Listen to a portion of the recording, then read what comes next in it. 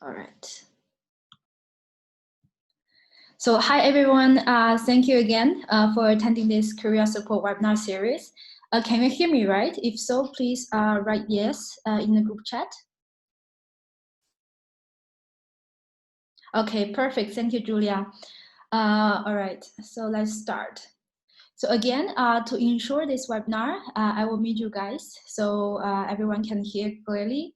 And if you have anything unclear, you want to raise question, you can always write in the group chat. But actually this webinar, we will be also focusing on the Q&A session, which will be held in the end of this webinar. All right, so let's start it. So first, I would like to introduce myself again. My name is Emily. I'm a career coach, and I help international talents to secure a job in Europe. So today is actually our last webinar. Let me go, okay. We will be sharing how to build positive job-seeking mindset for the first half, and then we will focus on Q&A session since it's our last webinar. So I will answer all your questions. In this webinar, we will first talk about how to build career confidence and discover what are the reasons hold us back and explain some techniques to practice confidence. Also, we'll give you some tools about building confidence for interviews. They will have more, then we will have more time focus on the Q&A session. So stay with us if you have questions in your mind. So why I want to talk about career confidence? Because many people seems like they don't know. They don't realize how powerful it is during job seeking process. If you are confident, it brings you positivity, open-mindedness, and more importantly, strong resilience that keep you going while facing setbacks and challenges. I have seen so many students or young professionals are afraid of to leave their comfort zone and subconsciously deny their potentials, and therefore stop them to try harder and lost the opportunity to find a great job. Although job search and techniques are important, but confidence is the key to get a dream offer. For example, actually some of my classmates in UIC Cultural Management who are also non-EU citizens, they got job in the cultural field, and I heard from Marta that actually still quite few students, they got the dream job they want, despite the nationality or language barriers. The secret is they keep going. They grab opportunity whenever they see one. They try hard and never give up. So confidence is the element what behind them. So what is career confidence? Career confidence is the fundamental core that leads to career success. Before building our career confidence, you may want to ask those questions to yourself. What shakes your confidence? Is it not being prepared, lacking experience, imposter syndrome that you are worried about others and you are a perfectionism, excessive worries, or all of those factors? Actually, it could be all above. The key confidence killing emotions that behind these factors are the same. Those are fear, worry, and insecurity. Those emotions are the signs of lacking of confidence, and they can really stop us to achieve our goals in life. So how it can hold us back, you may ask. So moving on to the next slide. Is it really important to affect us that much in career seeking process? The answer is a big yes. It can prevent us from speaking in the meetings and voice of our opinions. Make it difficult to confirm assertively. It can generate fear of failure that stop us to apply more positions. It may also cause us to spend a lot of time questioning ourselves than taking actions immediately. And last, because you spend more time focusing on other people are saying and doing than your own competence and potential. So all of those behaviors will prevent us to reach our full potential in our work life. So what we can do about it? Moving on to this slide, how to build our career confidence. First, everything starts with our mind. We may want to practice our self-awareness through seeing ourselves in 4 windows. First window is what you know and everyone knows. And second, what you know and no one knows. Third, what you don't know and everyone else knows. And last, what you don't know and no one knows. By answering those questions when you are applying for jobs can really help you to find your strengths and therefore logically aware of the facts instead of your negative emotions. And next practice is to learn increase your positivity within yourself through those 3 mood boosting techniques. First is to have the experience of a success in your head that reminds you, I have done this before and I'm not afraid to do it again.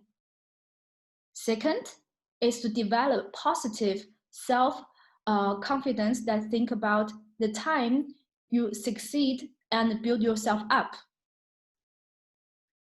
Third is to surround yourself with positive role models and try to find them through your network circle or go to events to spot them.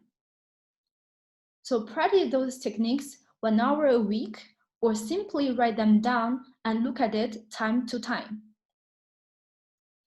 Taking control of your self-confidence, stop negative habits by developing self-awareness.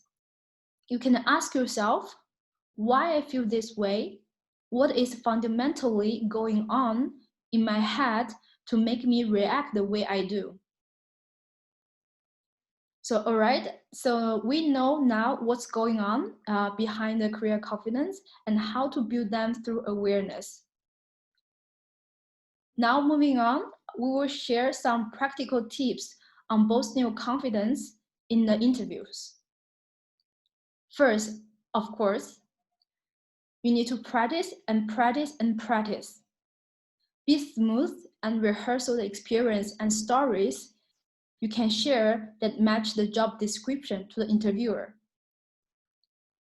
Second, try the clothes that is business casual that you are comfortable to wear, usually. And third, do the power pose such as sitting straight, not cross your arms, and use your body language like moving your hands while speaking to increase engagement. And starting talking to people on the way before the interview starts. Ask questions like, how are you today? Is it busy, etc. to warm up the situation. Keep in mind to visualize your success. Simulate the interview process. Know your value and remember your worth for this company. During the interview, don't be afraid to pause and frame your answer by thinking it out loud and asking questions to interviewers time to time. In summary, train yourself to change the mindset whenever a situation overwhelms you from thinking, I have never done that before, to the thinking of, I'm open to try something new and I am confident that I can learn from this experience no matter it turns out good or bad. And next topic, we'll share a bit how to gain support along the way. First is to gain support from close friends and family members. For example, during the career seeking process, we sometimes got refusals from the employers or we got the email saying no. So it's very important for us to gain support with our close friends and family to keep us going. You can ask them, what is your advantage and what kind of personality traits impress them the most?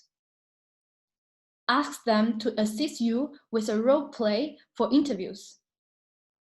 Ask them to monitor your action to-do list, etc. Second is to gain support from professionals, such as a career advice from the professionals in the field, seeking mentors in your career development. Last but not the least is to gain support through empower yourself with knowledge, to learn, research online about the field knowledge, and read books and study that area. So, all right, before we go into answer your, actually moving to our Q&A session, again, we have our bonus giving out. Like I said, all of you can schedule a 30 minutes session with me. And I have actually received some of your requests. So please do that if you think I can help you.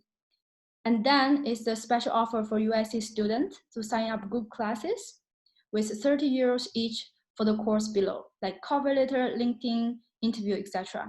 Or you can sign up one-to-one with me till you find the offer. Because this is our last webinar, the last date to sign up is till next Monday. And I will also send you a feedback form for you to fill in, because I really want to know if I helped you through those 3 webinars. And I would like to send it to Marta Crispy as well, because I want to see if we can arrange this kind of career session more often within UIC and help you guys more. So it is very important you can give the feedback through the form that I will send you later, so I can convince Marta for long-term support. So, all right, so let's see if you have any questions. You can ask me about anything. All the time left is for you guys.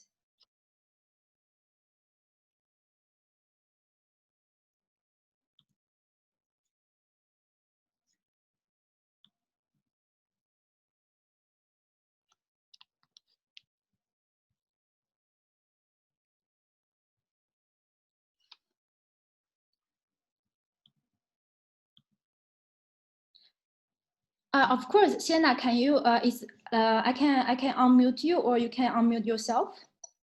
Hi, Emily. Okay, great. How are you? Good, good. I wanted to ask you about compensation, conversations around salary and compensation packages. The country where I come from in the United States, it's usually the last piece of the puzzle. It's usually within the offer letter. The company states the budget that they have allocated for this position, and then it's expected that the applicant will provide a counter request and negotiate. And the company may be able to offer that higher amount requested by the applicant. But it normally isn't spoken about in interviews until the very, very end. I don't know what it's like in Spain or in other parts of Europe, but I would like to be prepared so that I don't ignore the topic or All right. talk about it inappropriately. So Yeah. what is your opinion? Okay. All right. So if I understand correctly, you mean compensation as relocation package. Is that correct? No, I mean the salary for the position, relocation if it's included, health insurance, benefits, anything that Okay. has to do with All right. compensation for the position. All right. Okay. So if you're looking for a job, like professional job in Europe, usually the insurance is covered. However, it can be private insurance company or public, so you need to be aware of that.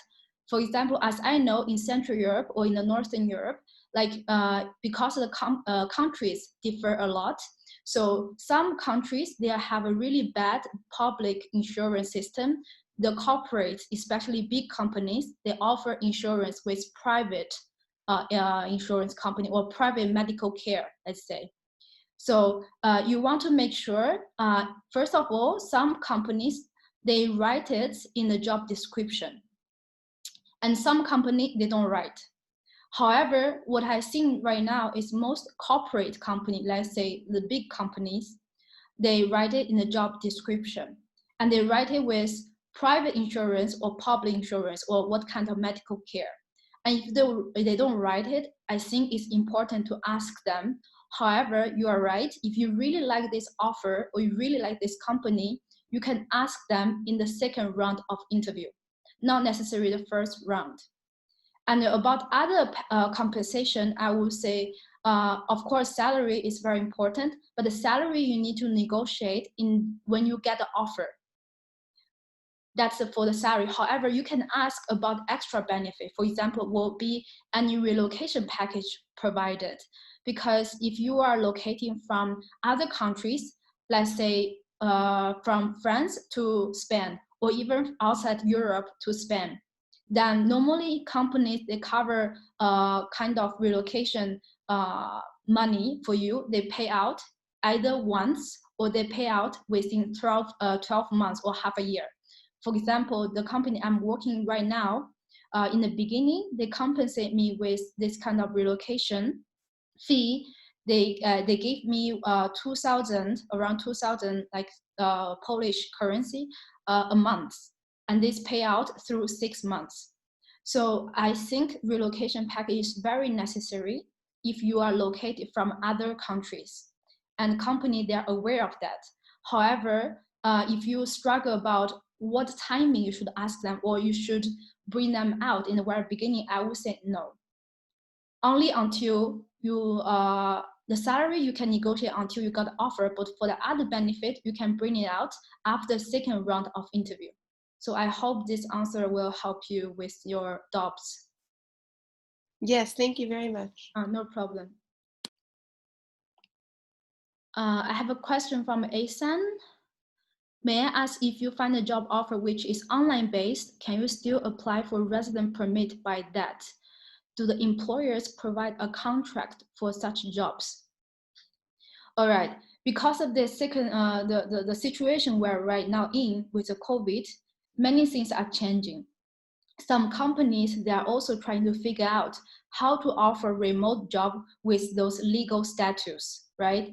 So I would say this is not a general tips for you, it's case by case. Some companies, they're already prepared for that, which means they can help you with a resident permit, especially if they are located in the place you are right now. For example, if you want to apply for a job, the company employers already in Spain and you are already located in Spain, that's definitely, of course, they're gonna provide the contract with your resident permit or help you to prolong the permit. However, if you got an online job from other countries, let's say you are live in Spain and you got a job from Netherlands, right? And in that case, if they don't have office in Spain, I'm afraid they have very limited power for extend the resident permit for you locally. However, they can provide you contract. So you need to check with the Spanish immigrant office. With this kind of situation, of course, with COVID, many people are looking for job online. If you can use this contract, since it's still within European Union, can prolong your permit. And so I hope this can answer your question, but it's very case to case. Can you please share? I have another question for you again. Can you please share the useful sites for finding jobs? In our previous webinars, I share you some very useful links. If you forgot, I have also recorded a video and published in YouTube channel. So you can go back to the link and see the slide over there. And again, those sites, you need to use keyword to filter out, or you need to select the employers first and just apply in their official website. No problem. We still have a couple minutes, like 10 minutes, I think. Any more questions?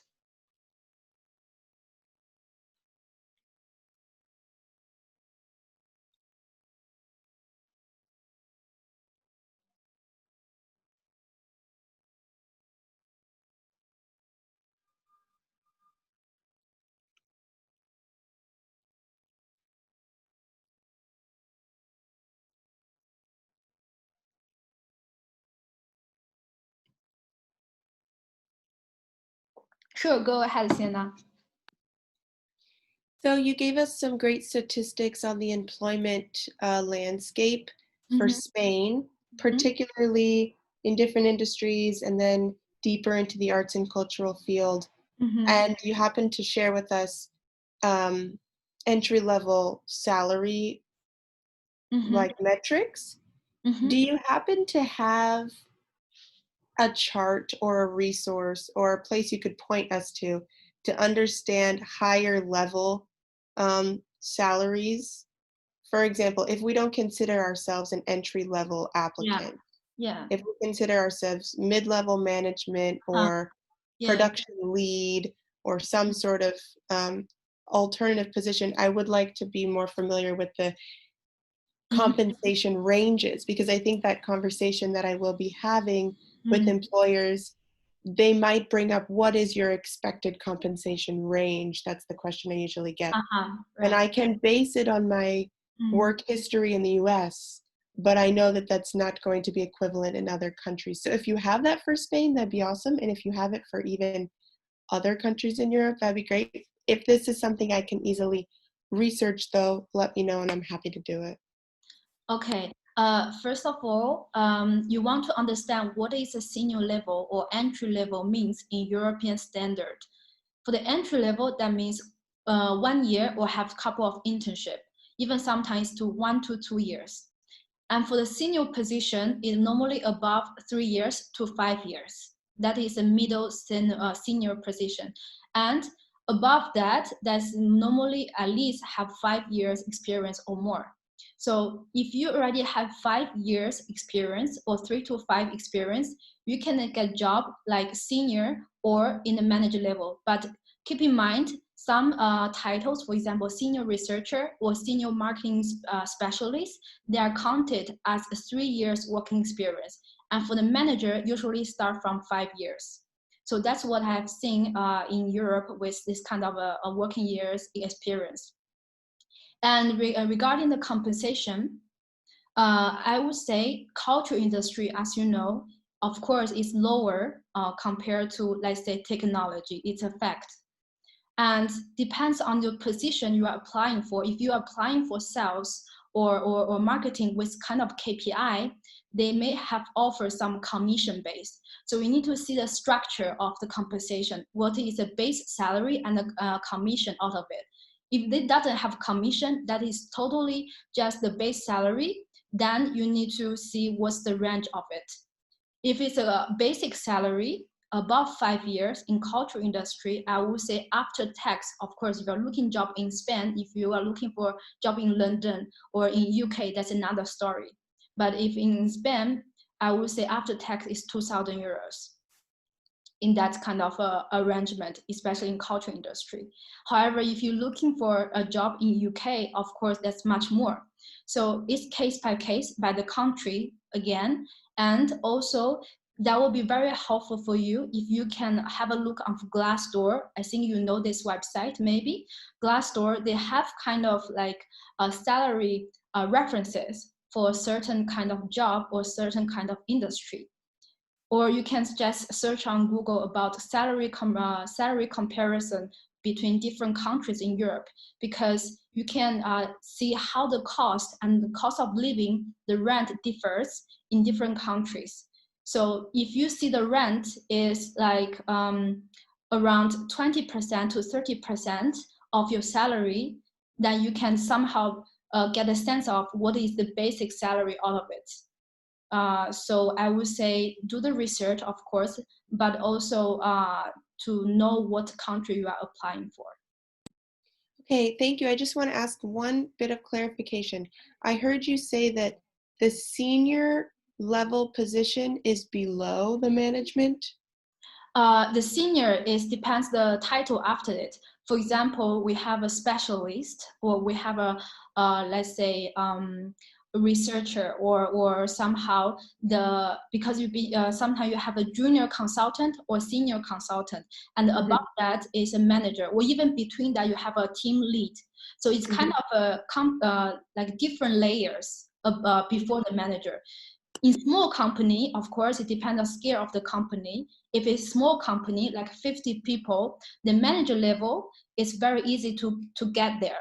There is no senior position under the manager. That means just some marketing specialist and then manager or the team lead. But if it's a big company you're applying for, let's say above 200, then the structure is a bit more layers. So you start from junior, for example, junior consultant, and you get to senior consultant, and you become a team lead, and then you go to manager. So I hope that explains a little bit about your jobs. Yes, that was great. Thank you. No problem. We have 8 minutes left. Do you have more questions, any of you?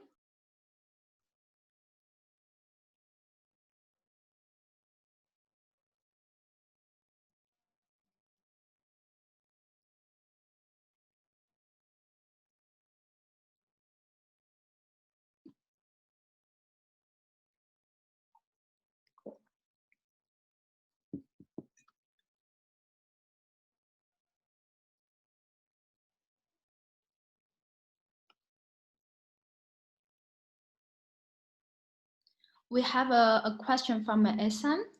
I have seen many jobs need working experience. How to deal with that? Of course, when you some needs at least 5 years. All right. So if you don't have 5 years experience, there's actually a trick behind it. What is? It's like the job description from the recruiter side. Normally, they picture the perfect candidate requirement in their job description, even though their expectation is lower than that. So what does it mean? For example, you see a job description with 5 or 6 bullet points, and one of it says need to have 5 years working experience. And then that kind of that sentence is in the end of job description, or not in the very first front of the job description. That usually means is the idealism from the recruiter. That means they can accept maybe 3 years or 2 years as long as other skill set is matched.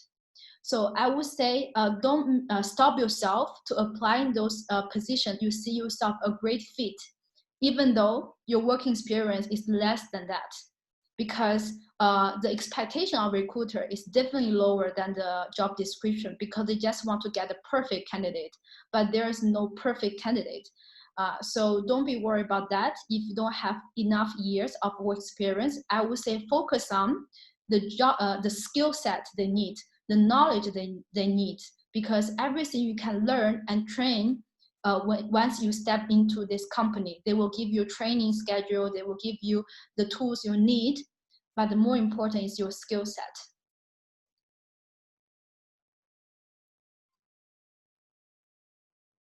Does it that answer your question?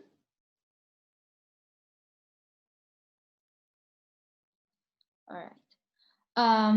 Okay, do we have more questions?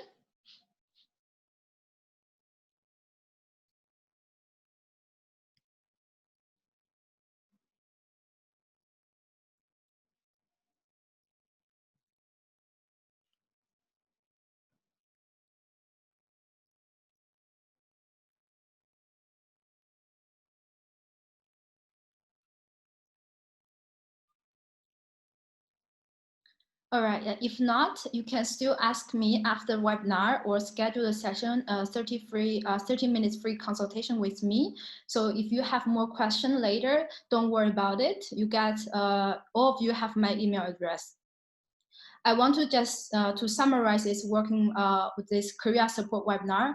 I really hope I helped you guys, because I was one of you. So I understand the struggle. I understand the particular industry. I understand the language barriers.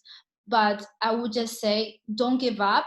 just try your best, get every opportunity you can grab for, and prepare yourself, do your research, because as not European citizen or not as a Spanish local people, sometimes we need to fight for our opportunity because they don't just come from the sky, or they don't just give to your hand. So sometimes require more effort for us to fight.